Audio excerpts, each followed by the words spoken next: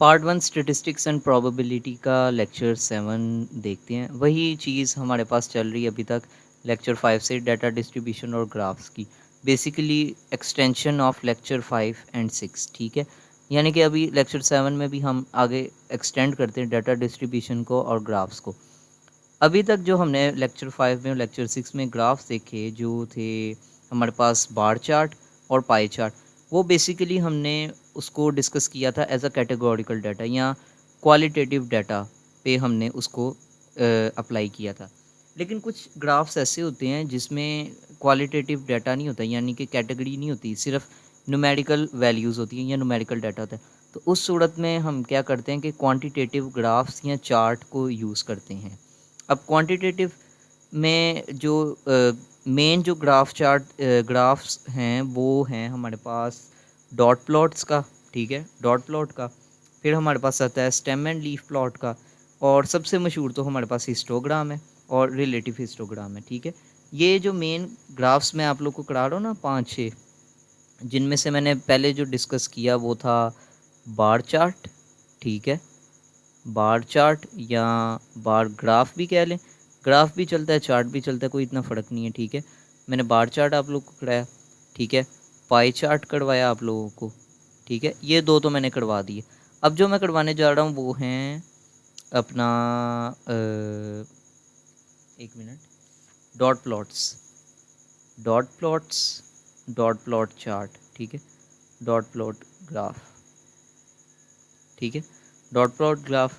उसके बाद हमारे पास आता है stem and leaf plot, stem and leaf plot, ठीक है। उसके बाद सबसे फेमस जो हमारे पास आता है हिस्टोग्राम आता है। हिस्टोग्राम जब हम देखेंगे ना, नाम तो बड़ा कंफ्यूजिंग सा लग रहा है ना, हिस्टोग्राम, ठीक है, तो इतना कोई फ़र्क नहीं है, वो बार चार्ट की तरह ही आप लोगों को लगेगा। ये जो 5-6 जो ग्राफ्स आप लोगों को कराऊंगा ना, ये बड़े मेन है पूरी स्टेटिस्टिक्स एंड प्रोबेबिलिटी में। 90% ये ग्राफ्स, बल्कि 90 नहीं, 97% यही ग्राफ्स यूज़ होते हैं, आप लोगों को इन्हीं से वास्ता पड़ेगा। तो अब हम देखते हैं कि dot plot, stem and leaf को और हिस्टोग्राम को अगली वीडियो में हिस्टोग्राम को डिस्कस करेंगे।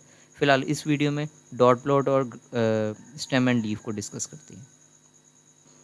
सबसे पहले तो स्टेम एंड लीफ प्लॉट जो है उसको डिस्कस करते हैं, एक एग्जांपल के थ्रू करते हैं, और बाद में इसकी हम एक प्रॉब्लम करेंगे, बल्कि दो प्रॉब्लम्स हमने करनी है इसकी स्टेम एंड लीफ प्लॉट की। तो स्टेम एंड लीफ प्लॉट क्या है, देखें, स्टेम एंड लीफ प्लॉट आप लोग को समझ इस तरह आएगी कि मैं आप लोग को पहले इसकी एनालॉजी की तरफ लेके जाऊँ।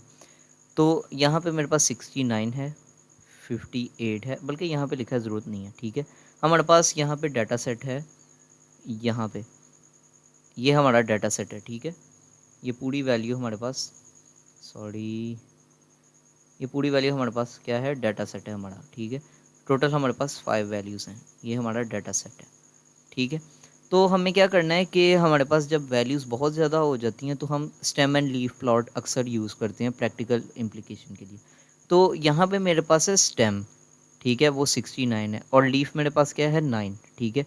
तो अगर देखा जाए तो कीज़ हमारे पास बनती हैं 6-9, ठीक है। तो 6-9 क्या बनेगा, 69, ठीक है।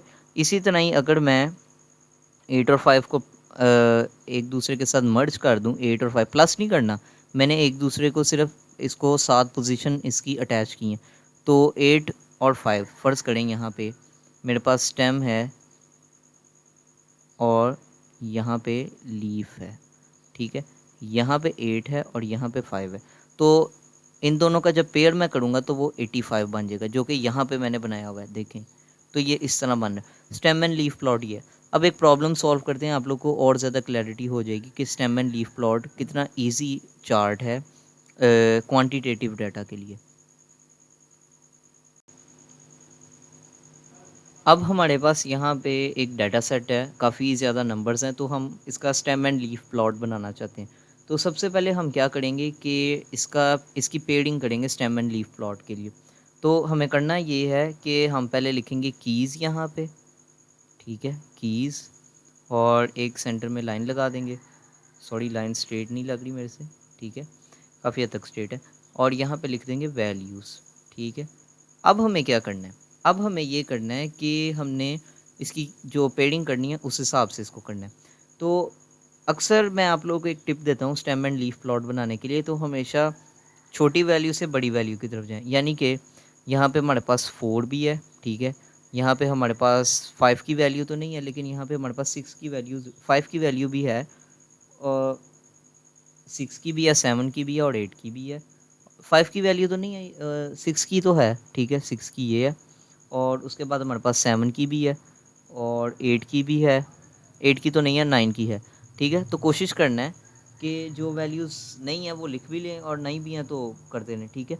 तो हम क्या करेंगे, इसको 4 से शुरू करेंगे, ठीक है। 4 5 6 7 8 और 9, ठीक है। हमने कीज़ लिख ली। अब इसकी वैल्यूज़ इंसर्ट करनी है कितनी है, ठीक है। तो 4 हमारे पास कितने हैं, मैंने प्रॉब्लम ऑलरेडी सॉल्व करी है। हमारे पास ए की सिर्फ 40 है, ठीक है। तो 40 बनाने के लिए मुझे यहाँ पे सिर्फ उसका 0 लिखना पड़ेगा, 0, ठीक है। 5 हमारे पास नहीं है, इसको मैं ऐसे ही लीव कर दूंगा, ठीक है। आगे चलते हैं, यहाँ पे इस तरह कर लेते हैं, आप लोगों को आसानी रहेगी क्योंकि वैल्यूज़ ज़्यादा हो रही हैं। तो 5 तो मेरे पास कोई वैल्यू 5 की वैल्यू है नहीं है, तो 6 से शुरू करते हैं। 6 में मेरे पास एक 5 आ रहा है, ठीक है। एक 8 आ रहा है, यानी कि 68। 0 आ रहा है, 60, 8, 65, यानी कि 5 यहाँ पे आ जाएगा, यहाँ पे 5 आ जाएगा। 7 की वैल्यूज़ मेरे पास बहुत ज़्यादा है, ठीक है। 0 0 0, ठीक है। 5 0 4 4 0 5 0 0, ठीक है। 8 की वैल्यू मेरे पास कोई नहीं है, लेकिन 9 की है, 2 वैल्यूज़ हैं, 5। अब इसका मकसद क्या है, इसका मकसद ये है कि अगर मैं इसकी पेडिंग करूँ कीज़ और वैल्यूज़ की, तो यहाँ पे मेरे पास की है, ठीक है, और यहाँ पे इसकी वैल्यू है। तो जब मैं इसको मर्ज करूँगा आपस में, तो मेरे पास क्या बन जाएगा, 70। और अगर मैं इसको इसके साथ मर्ज करूँ, 74 बन जाएगा, ठीक है, 74, ठीक है।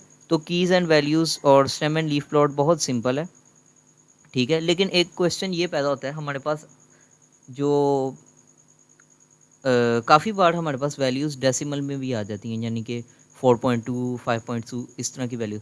तो स्टेम एंड लीफ प्लॉट उन पे अप्लाई होता है, बिल्कुल होता है, लेकिन उसका थोड़ा सा उसमें थोड़ी सी एक टेक्निकलिटी आ जाती है, उसको डिस्कस करते हैं, ठीक है। आगे जाके एक और इसकी प्रॉब्लम करते हैं, जब हमारे पास डेसिमल में वैल्यूज़ होती हैं, तो क्वांटिटेटिव डाटा में किस तरह हम स्टेम एंड लीफ प्लॉट बनाते हैं जब हमारे पास डेसिमल की वैल्यूज़ होती हैं, तो उसकी प्रॉब्लम की तरफ चल। हमारे पास यहाँ पे डाटा सेट है, लेकिन ये डेसिमल डाटा सेट है, ठीक है, पॉइंट वाली वैल्यूज़ हैं इसमें। स्टेम एंड लीफ प्लॉट में हमने जब वैल्यूज़ देखी थी पिछली एग्जांपल में, तो वो इंटीजर्स थी, यहाँ पे डेसिमल है। तो हम क्या करेंगे, हमने वही सेम प्रोसीजर करना है स्टेम एंड लीफ का। पहले यहाँ पे स्टेम बनानी है, ठीक है, स्टेम या कीज़ और वैल्यूज़ वही लिख लो, स्टेम एंड लीफ दोनों एक ही चीज़ है, स्टेम एंड लीफ। तो हमने क्या करना है कि जो फर्स्ट वैल्यूज़ हैं इनको स्टेम में डाल देना है, ठीक है। पॉइंट वाली वैल्यूज़ को बाद में हम लीफ वाली जगह में रखेंगे, इनको मैं स्टेम में लिखूँगा, ठीक है। तो स्टेम में मैं लिखता हूँ, पहले इरेज कर लेते हैं, ठीक है। यहाँ पे आ गया, पहले हमने छोटी वैल्यूज़ के छोटी वैल्यू से बड़ी वैल्यूज़ की तरफ जाना है, तो यहाँ पे हम लिखेंगे 6 से शुरू करेंगे, 7 और 8, ठीक है। ये मेरे पास वैल्यूज़ हैं, ये मेरे पास वैल्यूज़ बन रही हैं। तो अब हमने क्या करना है कि सॉरी यहाँ पे 5 भी था, मैंने मिस कर दिया, 5 6 7 और 8। अब हमने क्या करना है कि अब हमने यहाँ पे जो उसके बाद वाली वैल्यू से लिखनी है। 5 के बाद यहाँ पे 8 आएगा, ठीक है। 6 की वैल्यू में हमारे पास यहाँ पे 1 आ जाएगा, 7 की वैल्यू में हमारे पास यहाँ पे 2 आ जाएगा, और 8 की हमारे पास 2 वैल्यूज़ हैं, तो यहाँ पे 0,5 आ जाएगा। तो अब हम इसको, अगर मैं यहाँ पे, अगर क्वेश्चन ये पैदा होता है कि इसको डेसिमल में कैसे करेंगे, क्योंकि अगर मिसाल के तौर पे अगर 6 और 1 को मैं मर्ज करता हूँ, तो ये तो 61 बन जाता है। तो ये तो इसके इक्वल नहीं है, 6.1 मुझे चाहिए, तो मैं कैसे करूँगा। इसका तरीका ये है कि हम इसमें एक एडिशन करेंगे, एक टेक्निकलिटी का, कि हम इधर लिख देंगे यूनिट। इसको अगर मैं इस कलर में लिख लूँ तो ज़्यादा बेहतर है, हम लिखेंगे यूनिट। अब यूनिट क्या है हमारे पास, वो है हमारा 0.1। अब देखें क्या करता हूँ मैं, मैंने करना ये है कि मैं 5 और 8 को अगर इस एग्जांपल में लूँ, देखें अगर मैं मिसाल के तौर पे इन दोनों को मर्ज करता हूँ पहले, देखें 5 और 8, लेकिन अगर मैं इसको यूनिट के साथ मल्टीप्लाई करता हूँ यहाँ पे, जो कि मैं यहाँ पे करता हूँ आप लोगों के सामने 0.1, तो मेरे पास आंसर क्या आता है 5.8। ठीक है, कितना इजी हो चुका है ये देखें, मैंने पूरा जनरेट कर दिया यहाँ पे एक। और अगर मैं 61 लूँ, आपस में मर्ज कर दिए 6 और 1 को, और मैं 0.1 के साथ मल्टीप्लाई करूँ तो मेरे पास 6.1 आ जाएगा। इसी तरह ही हम लोग आगे की फर्दर जो वैल्यूज़ हैं उसको पॉइंट में कन्वर्ट कर देंगे, इसी तरह यूनिट के साथ मल्टीप्लाई करके। Basically stem and leaf plot बहुत ज़्यादा इजी कॉन्सेप्ट है। मैंने इसमें डेसिमल की एग्जांपल भी करवा दी, और मैंने इसमें जो हमारे पास इंटीजर्स की लास्ट एग्जांपल थी, जो प्रॉब्लम हमने सॉल्व की, वो भी बहुत आसान थी। अब आगे चलते हैं, डॉट प्लॉट्स की तरफ देखते हैं कि उनको कैसे करना है और वो क्या चीज़ है। अच्छा, अब इस सेगमेंट में हम डॉट प्लॉट को देखते हैं। हमने स्टेम एंड लीफ प्लॉट तो कर लिया, अब डॉट प्लॉट की तरफ आते हैं। डॉट प्लॉट क्या है? Dot plot basically frequency distribution का एक ग्राफ है। ठीक है, फ्रीक्वेंसी का तो आपको पता है, डिस्ट्रीब्यूशन आप लोगों को पता है कि डिस्ट्रीब्यूट करना किसे कहते हैं। ठीक है, डिस्ट्रीब्यूशन का चार्ट है, यानी कि ये क्वांटिटेटिव एक ग्राफ है। इसको इक्वल टू का साइन नहीं रखते, क्वांटिटेटिव ग्राफ है। ठीक है, क्वांटिटेटिव इसलिए क्योंकि इसमें नंबर्स ही हैं सिर्फ, क्वांटिटेटिव। ठीक है, ये क्वांटिटेटिव चार्ट है। तो अब हम इसको थोड़ा सा डिस्कस करते हैं, उसके बाद एक प्रॉब्लम सॉल्व करेंगे। बहुत ही सिंपल है। और एक चीज़ आप लोग को बता दूं, सेम कॉन्सेप्ट अप्लाई होता है डेसिमल के लिए भी और इंटीजर्स के लिए भी। डेसिमल में ये होगा कि आपकी जो ये डॉट्स हैं वो डेसिमल के ऊपर आ जाएंगे और उनको काउंट करना है। और अभी मैं आप लोगों को पहले बता देता हूँ कि ये कैसे होता है। मिसाल के तौर पे अगर मैं यहाँ पे लूँ 6 की एग्जांपल, तो यहाँ पे 6 के मेरे पास एक डॉट बनता है, दूसरा डॉट बनता है, तीसरा डॉट बनता है, चौथा डॉट बनता है। तो इस डेटा सेट के हिसाब से 6 6 बार आया यहाँ पे। ठीक है, 6 6 6, तो इस ये इसी के इक्वल है। ठीक है, और 7 मेरे पास एक बार आया, तो इधर मैं आगे 7 लिख देता हूँ। आप लोग के सामने एक प्रॉब्लम ही एक हिसाब से सॉल्व हो रही है, 7 यहाँ पे, तो इतना आइडिया मैंने कर दिया। 5 मेरे पास यहाँ पे 2 दफ़ा आ रहा है। ठीक है, तो 5 की फ्रीक्वेंसी हुई 5 5 यानी कि 2। ठीक है, और इधर 2 ही बन रही है। 4 की फ्रीक्वेंसी 1 हुई क्योंकि यहाँ पे 1 है। 3 की भी 1 हुई। ठीक है, और 2 की भी 3 हुई, तो इधर हम 2 2 2 लिख देंगे। ठीक है, अब 1 की 4 है हमारे पास, तो हम क्या करेंगे 1 1 1 और 1। पूरा एक डाटा सेट हमने जनरेट कर लिया ग्राफ को देख के। बेसिकली डॉट प्लॉट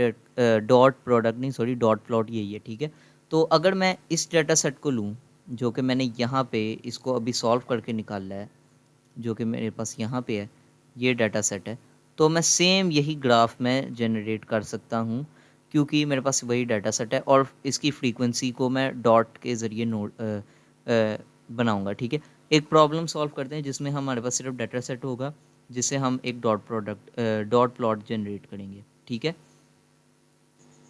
अब हम बनाते हैं एक डॉट प्लॉट। ठीक है, डॉट प्लॉट क्रिएट करते हैं। मेरे पास डाटा सेट है यहाँ पे, जिसमें मेरे पास है 2 7 9 6 6 6 और 10। ठीक है, इसका डॉट प्लॉट जनरेट करते हैं।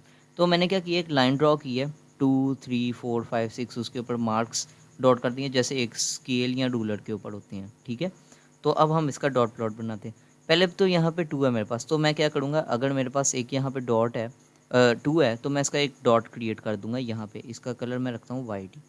ठीक है, तो यहाँ पे मेरे पास एक डॉट हो गया, तो इसका मतलब है कि 2 की फ्रीक्वेंसी सिर्फ 1 है, क्योंकि पूरे डाटा सेट में 2 है।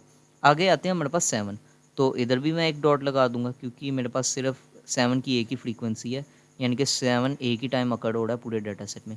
9 है उसके बाद मेरे पास, तो यहाँ पर भी मैं एक ही डॉट लगाऊँगा, क्योंकि मेरे पास एक ही 9 है, उसकी फ्रीक्वेंसी 1 बनती है। अब मेरे पास 3 6 हैं, तो मैं क्या करूँगा, एक डॉट लगाऊंगा, उसके बाद दूसरा डॉट लगाऊंगा, उसके बाद तीसरा डॉट लगाऊंगा। इसका मतलब 6 की फ्रीक्वेंसी मेरे पास 10 है, और 6 की फ्रीक्वेंसी सॉरी मेरे पास 3 है। अब 10 के बाद 10 की लगाते हैं फ्रीक्वेंसी के, हमारे पास कितनी फ्रीक्वेंसी कितनी बार 10 अकर हो रहा है, तो उसकी 1 है बनती।